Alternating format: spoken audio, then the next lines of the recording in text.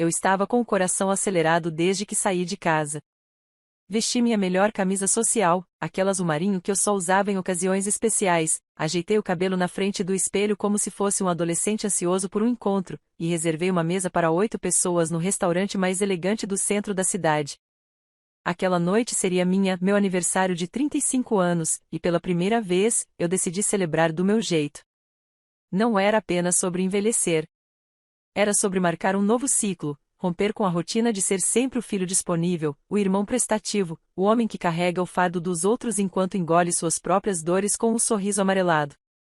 Eu queria algo diferente naquele ano. E, por isso, não paguei as férias da família.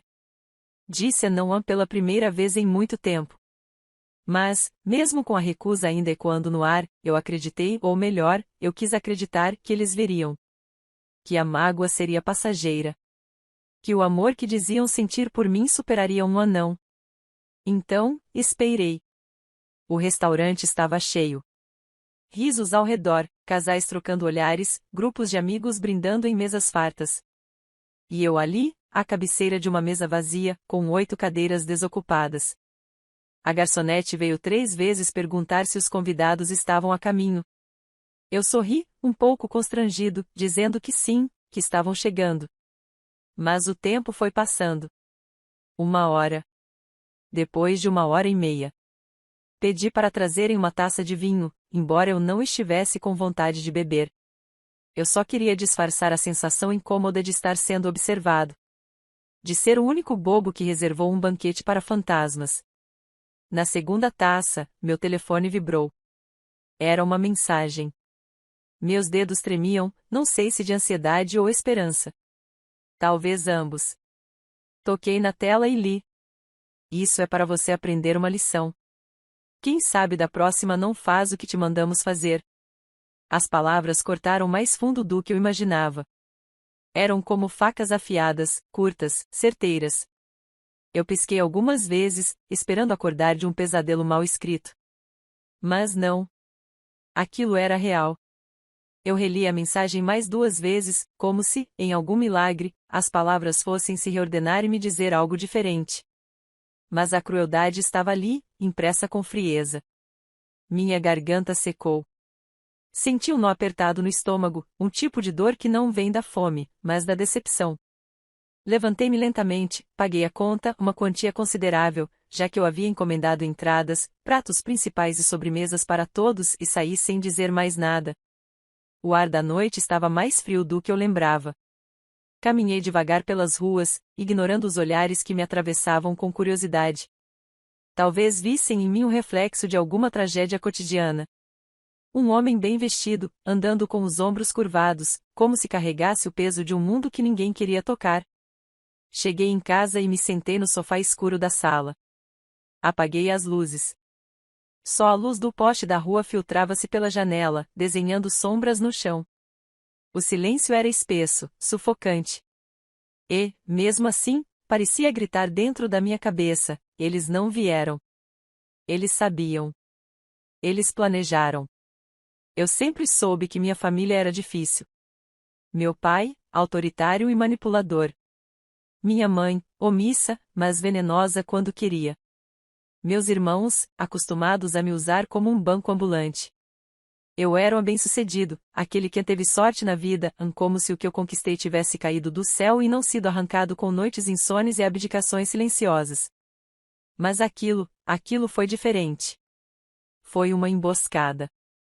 Uma humilhação calculada. Um recado frio de que, se eu não servisse, então não era amado. E isso eu não podia mais aceitar. Naquela noite, sentado na penumbra da minha sala, com o gosto amargo do abandono na boca, eu tomei uma decisão. Eles queriam me ensinar uma lição? Então que aprendessem, eles, o que é ser subestimado. O que é mexer com alguém que, por muito tempo, foi pacífico por amor, mas que, agora, não tinha mais amor nenhum para oferecer. Minha vingança começou ali. No silêncio. No escuro. No vazio daquela noite que deveria ter sido de celebração. Eles me fizeram chorar. Agora era minha vez de fazer com que cada um deles lembrasse, até o último dia de suas vidas, o erro que cometeram. No dia seguinte, o sol nasceu como se nada tivesse acontecido. A luz atravessava as frestas da janela, tocava os móveis da sala, aquecia o chão, e ainda assim, tudo parecia gelado ao meu redor. Eu não havia dormido. Passei a noite inteira encarando o teto, ouvindo o tic-tac do relógio e revivendo cada minuto da noite anterior como uma tortura contínua. O restaurante. As cadeiras vazias. A mensagem. A gargalhada que imaginei nos rostos deles ao saber que me deixaram sozinho. Aquilo não era só mágoa. Era humilhação. Era uma ferida aberta que não cicatrizaria com o tempo. E eu sabia que, se eu fingisse que nada aconteceu, eles fariam pior da próxima vez. Porque era isso que eles faziam. Testavam meus limites. Jogavam com minha paciência, como se eu fosse um boneco moldável, pronto para perdoar, pronto para ceder. E eu sempre cedia. Mas não dessa vez. Levantei do sofá devagar. Fui até o banheiro e encarei meu próprio reflexo. Meus olhos estavam fundos, minha expressão dura. Eu parecia outro homem. Um que não aceitaria mais ser pisado por aqueles que deveriam me proteger, ou ao menos me respeitar. Lavei o rosto com água fria, respirei fundo e repeti mentalmente: chega. Liguei o computador e comecei a listar, em silêncio, tudo o que eu havia feito por eles nos últimos anos. Os empréstimos que nunca foram pagos. As contas que assumi. As vezes que abri mão de um sonho para ajudar um deles.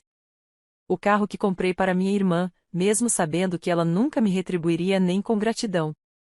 As passagens que banquei para meu irmão viajar com a esposa, enquanto eu passava o feriado sozinho. Eles me viam como um recurso.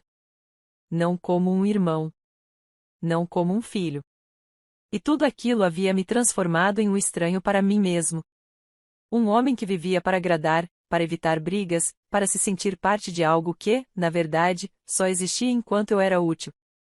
A mensagem deixava isso claro como o dia. Se você não faz o que te mandamos fazer, você não merece nem nossa presença. Foi aí que percebi, eu não era parte de uma família. Eu era uma ferramenta. E ferramentas, quando não servem mais, são descartadas. Fechei o computador e fiquei um tempo parado, em silêncio. Depois, fui até a cozinha, preparei um café forte, e me sentei com um caderno na mão. Não era qualquer caderno. Era aquele velho, de capa de couro, onde eu costumava escrever ideias quando queria organizar minha vida. Desta vez, as ideias eram outras.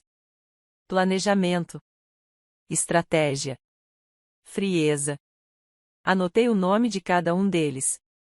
Meu pai, minha mãe, minha irmã, meu irmão. Tracei o perfil de cada um. Suas fraquezas. Suas dependências. Suas rotinas. Aquilo não era sobre vingança cega. Era sobre justiça. Sobre devolver a eles, com a mesma intensidade, tudo o que me fizeram engolir durante anos. E havia algo que todos tinham em comum: eles contavam com a minha ajuda. Dependiam, financeiramente e emocionalmente, do meu suporte. Sabiam que, apesar dos pesares, eu sempre voltava. Sempre estendia a mão. Sempre atendia o telefone, mesmo após brigas. Mas aquilo mudaria. Desliguei o celular naquele mesmo instante. Cancelei os débitos automáticos das contas que pagava para eles. Troquei a senha do meu aplicativo bancário. E, pela primeira vez em anos, me senti leve. Não era só raiva. Era libertação. Naquela tarde, ao invés de ir para o trabalho, tirei o dia para mim. Fui caminhar no parque, escutei uma música antiga que me lembrava de quando eu era jovem, antes de carregar o mundo nas costas. Comprei um sorvete. Sentei em um banco e observei as pessoas passarem. E me peguei sorrindo. Não pelo sorvete. Mas pelo que eu estava prestes a fazer. Minha vingança não seria com gritos. Não seria impulsiva. Seria silenciosa, calculada. E começaria pelo que mais doía neles, o corte do suprimento. A ausência da conveniência. O desaparecimento do irmão que resolve, do filho que paga. Queria ver quanto tempo levariam para perceber que perderam o único que ainda os segurava de pé. Ao voltar para casa, havia 5 chamadas não atendidas. Uma de cada. Nenhuma com pedido de desculpas. Apenas mensagens curtas, frias, cobrando respostas. E todas com o mesmo tom arrogante: você está se fazendo de vítima por causa de um jantar? Não, eu não estava me fazendo de vítima. Eles não sabiam ainda o que é se sentir abandonado. Mas estavam prestes a descobrir. Na manhã de terça-feira, quando saí para trabalhar, uma parte de mim já sabia que as engrenagens haviam começado a se mover. Era como soltar as correntes depois de uma vida inteira acorrentado. Cada passo era mais leve, mais firme, mais consciente.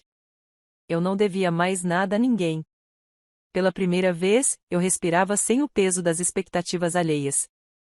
Na hora do almoço, fui até meu escritório no prédio ao lado, onde trabalhava em projetos de tecnologia. Meu trabalho sempre foi minha válvula de escape, o único lugar onde eu era respeitado por mérito, não por conveniência. E ali, entre códigos e planilhas, eu me reconectava comigo mesmo. Mas, naquele dia, algo estava diferente. Eu não estava apenas focado. Eu estava afiado. Enquanto revia contratos e alinhava tarefas com minha equipe, meu celular tocava insistentemente. Ligação da minha mãe. Depois, da minha irmã. Depois, do meu pai. Todos no intervalo de 15 minutos. Mas eu não atendi.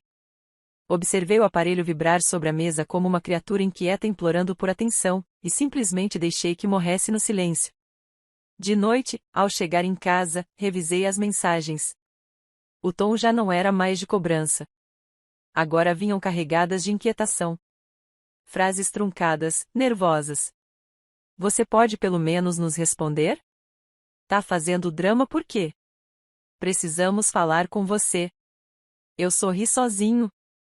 Eles estavam começando a provar do que mais temiam, a minha ausência. Nos dias seguintes, deixei que o silêncio crescesse. Suspendi os pagamentos automáticos das contas de luz e internet que eu cobria na casa dos meus pais. A fatura do cartão da minha irmã venceu. O seguro do carro do meu irmão não foi renovado. E, um por um, os pilares invisíveis que eu sustentava começaram a ruir. Meu irmão foi o primeiro a estourar. Mandou uma mensagem cheia de ódio, dizendo que o carro dele tinha sido guinchado por falta de seguro e que era minha responsabilidade resolver, já que ele não tinha como pagar no momento. Eu apenas visualizei e deixei no vácuo. No mesmo dia, minha irmã apareceu na portaria do meu prédio. Pediu ao porteiro para subir, mas eu havia deixado ordens claras: ninguém da minha família deveria ser autorizado a entrar. Vi pelo interfone a expressão de incredulidade dela quando foi barrada.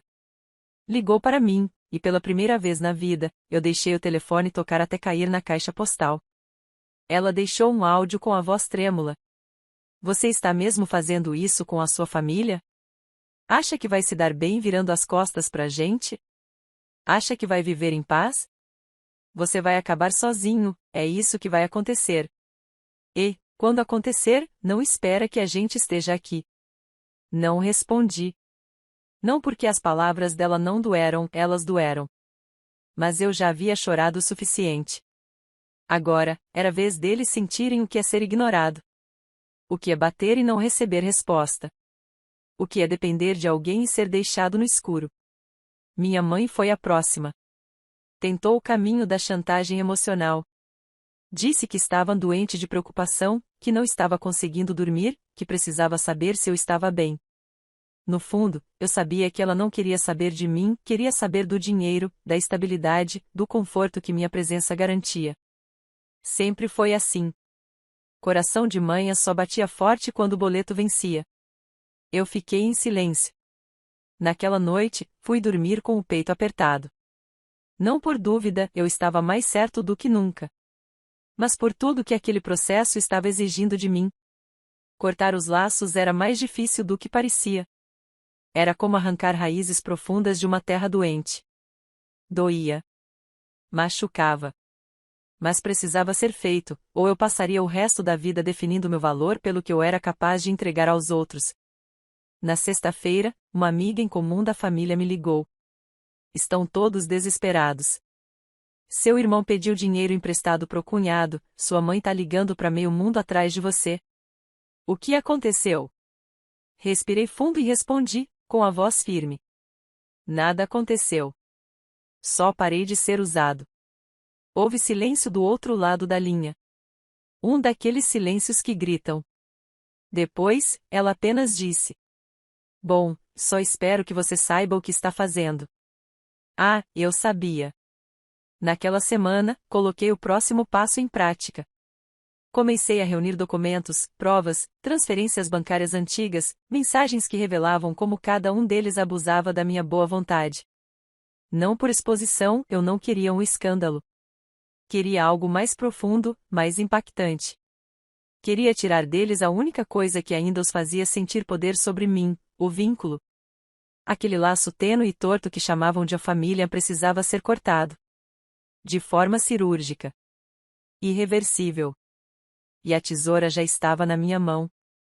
O quarto sábado depois do meu aniversário amanheceu cinza. O céu ameaçava chover, e eu observava as nuvens pesadas pela janela, tomando meu café em silêncio. Lá fora, a cidade seguia seu ritmo, indiferente ao que se passava dentro de mim.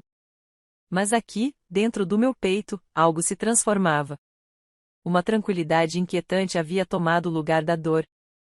Eles estavam finalmente sentindo. Na noite anterior, recebi uma mensagem do meu pai, algo que eu jamais imaginei ver na tela do meu celular. Estou decepcionado com a sua atitude. Eu te criei para ser um homem de valor, não para virar as costas para quem te deu a vida. Engraçado. Eu quase ri. Valor? Ele nunca valorizou nada que não fosse dinheiro. Meu pai só falava comigo para pedir algo. Um depósito, uma ajuda, uma solução. Era aquele tipo de homem que confundia respeito com obediência. E agora, pela primeira vez, ele não era atendido. Pela primeira vez, não havia resposta. 2 dias antes, eu soube por um primo que a luz da casa dos meus pais havia sido cortada. Minha mãe ligou para ele chorando, dizendo que eu os havia deixado na Rua da Amargura. Não mencionou, claro, os anos em que usaram meu salário como muleta. Às vezes em que me prometeram que seria a última vez, só para depois me pedirem ainda mais. Era sempre eu. Sempre o incapaz, o resolvido, o que não tem filhos, tem mais é que ajudar. E agora, não havia mais ninguém para acionar. Todos os que eles exploraram já haviam se cansado há muito tempo. Só eu continuava sustentando aquela fantasia. Mas agora, a ilusão tinha acabado. Minha irmã, a que mandava mensagens cheias de deboche e exigência, finalmente parou de fingir orgulho. Me enviou um áudio, a voz embargada. Eu sei que a gente pisou na bola, mas você tá indo longe demais. Eu não tenho mais limite no cartão, e a Alice tá precisando de material escolar. Dá pra parar com esse castigo? Castigo. Era assim que eles interpretavam. Não como consequência. Não como resposta. Mas como punição. Porque, na cabeça deles, eu não tinha direito de me proteger, de dizer chega. Eu existia para servir, como um caixa eletrônico com nome e CPF. E quando o caixa dizia saldo insuficiente, eles chutavam, gritavam, esperneavam, mas não mudavam. Eu não respondi. Na verdade, eu estava ocupado com o próximo passo. Lembrava-se daquele caderno antigo? Agora ele já estava com páginas preenchidas com prazos, nomes, senhas, datas, contas. Era quase um diário de libertação. E nele, na última página, eu escrevi uma frase que se tornou meu lema. Quem escolhe ferir, não pode decidir quando a ferida para de sangrar. Na segunda-feira, fui até o cartório. Solicitei a retirada do meu nome de uma série de compromissos financeiros que havia assumido por eles. Cancelei fianças. Revoguei autorizações. Tirei meu nome como procurador de decisões bancárias do meu pai. Eles não sabiam ainda, mas muito em breve sentiriam o tranco. Meu irmão ligou no meio da tarde. Pela primeira vez em meses, atendi. Finalmente resolveu atender, né? Ele disparou, sem sequer dizer um oi. A voz carregada de sarcasmo e desprezo. Pode falar, respondi seco. A gente tá precisando da sua assinatura para renovar o contrato da casa da mãe.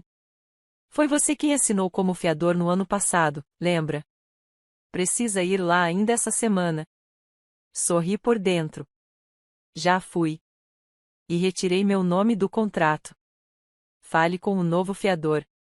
Houve silêncio. Você tá brincando? Brincando, não. Apenas começando. Desliguei. No mesmo dia à noite, recebi 30 mensagens. Algumas com xingamentos. Outras com promessas vazias de que eu me arrependeria. Não li nenhuma. Apenas arquivei. Como provas, se um dia fossem necessárias. E mesmo no meio daquele caos, eu me sentia cada vez mais inteiro. É estranho dizer isso, mas a dor que antes me habitava havia se transformado em força. Em clareza. Eu não queria vingança pelo prazer de destruir, queria justiça. Queria me dar, finalmente, o respeito que eles nunca me deram. Na quarta-feira, recebi um e-mail da escola da minha sobrinha. Minha irmã tinha usado meu nome para se passar por responsável financeiro. Havia meses de mensalidades atrasadas, e a escola estava ameaçando cortar a matrícula. Respirei fundo, peguei o telefone e liguei diretamente para a instituição. Informei, com todas as letras, que eu não era o responsável. Enviei documentos. Cancelei qualquer vínculo com aquela dívida. 10 minutos depois, minha irmã apareceu na portaria de novo. O porteiro me chamou no interfone, e dessa vez, eu permiti que ela subisse. Queria olhar nos olhos dela. Quando entrou, trazia nos braços a filha, a Alice, com os olhos inchados de choro. Ela tentou começar com uma fala ensaiada, mas eu a interrompi. Você mentiu. De novo. Usou meu nome sem me consultar. Colocou sua filha no meio da sujeira que você criou. Eu não tinha escolha. Você sumiu. A escola estava ameaçando cortar a matrícula. O que eu ia fazer? Ela retrucou, aos gritos. Você vai aprender a viver com as consequências das suas escolhas. Algo que nunca fizeram nesta família. Ela chorou. Implorou. Tentou dizer que agora seria diferente. Mas eu já tinha escutado aquilo antes. Tantas vezes que já sabia de cor. Diferente seria se vocês tivessem ido ao meu aniversário. Se tivessem me tratado com um mínimo de respeito. Agora, é tarde. Pedi educadamente que saísse. Ela saiu. Batendo a porta. E eu me sentei no sofá com um silêncio diferente desta vez. Um silêncio pleno. Justo. Eles queriam que eu aprendesse uma lição. Pois agora estavam aprendendo o que significa perder o único elo que ainda os segurava. E o golpe final, ainda estava por vir. Era uma sexta-feira comum, dessas em que o mundo parece não suspeitar do que está prestes a acontecer. O céu estava limpo, as ruas agitadas, e tudo seguia seu fluxo natural. Mas dentro de mim, havia um vulcão em erupção prestes a engolir os últimos restos daquela família que ousou me ferir. Na semana anterior, eu finalizei cada detalhe com precisão. Não deixei pontas soltas. Tudo foi feito legalmente, com provas, registros e autoridade. Eu não queria deixar dúvidas, nem dar brechas para que eles se fizessem de vítimas. Aquela seria a última página de uma história que começou com abandono, e terminaria com justiça. E naquele dia, o mundo deles desabou. O primeiro estouro aconteceu às 8 horas da manhã. A casa dos meus pais, aquela mesma que eu havia ajudado a reformar com o dinheiro do meu suor, foi notificada judicialmente. Eles estavam sendo despejados. Não por dívida, não ainda, mas porque eu finalmente acionei a cláusula que garantia a reversão da propriedade. Sim, eu havia comprado a casa em nome da minha empresa anos atrás, e deixado que vivessem ali por comodidade. Mas agora, o contrato de comodato havia expirado, e eu, como proprietário, solicitei legalmente a reintegração de posse. O oficial de justiça bateu à porta com os documentos em mãos. Minha mãe desmaiou. Meu pai ficou sem reação, tentando entender como isso era possível. E então, ali mesmo, leu em voz alta. Por decisão do proprietário legal, a residência deve ser desocupada em até 15 dias. Eles estavam sem chão. Literalmente. Enquanto isso, meu irmão, o mesmo que havia me humilhado com piadas quando neguei pagar as férias da família, teve o carro apreendido. Não por minha causa diretamente, mas porque denunciei o uso indevido do meu nome como fiador na concessionária. E como ele falsificou a minha assinatura, agora, além da dívida, ele responderá judicialmente por fraude. A ligação dele veio nervosa, suada. Você me denunciou? Cê tá maluco? Você destruiu minha vida. Não, eu só devolvi a sua vida pra você. Agora você lida com ela. Boa sorte.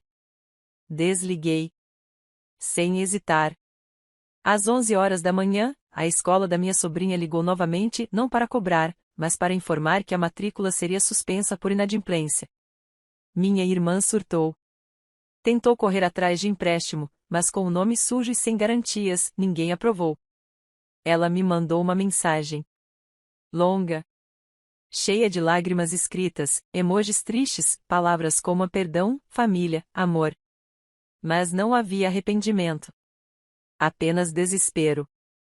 E eu, permaneci em silêncio. Mas guardei o clímax para o meio-dia. Era a hora certa. Na hora do almoço, enviei uma única mensagem no grupo da família.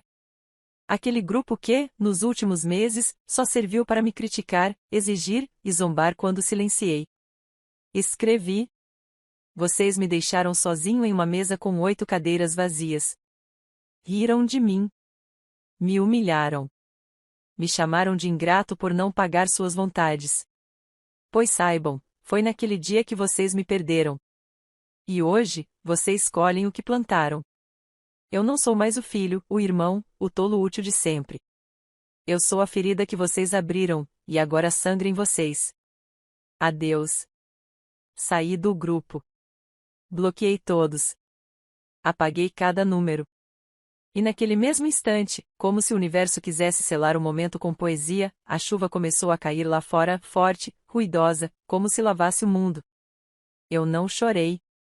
Não dessa vez. Eu me levantei, olhei para o espelho, e pela primeira vez, vi um homem livre. Não havia mais culpa. Não havia mais dor. Havia alívio. Força. Dignidade. Eles me queriam de joelhos. Mas me levantaram. Me fizeram monstro, quando tudo que eu queria era ser amado. Agora, eles lidam com o monstro que criaram. E se um dia, por ironia da vida, nos cruzarmos novamente, que me reconheçam pelos olhos, não mais os do filho bondoso ou do irmão prestativo, mas os olhos de quem se sentou sozinho em uma mesa esperando ser amado, e, depois disso, nunca mais precisou de ninguém.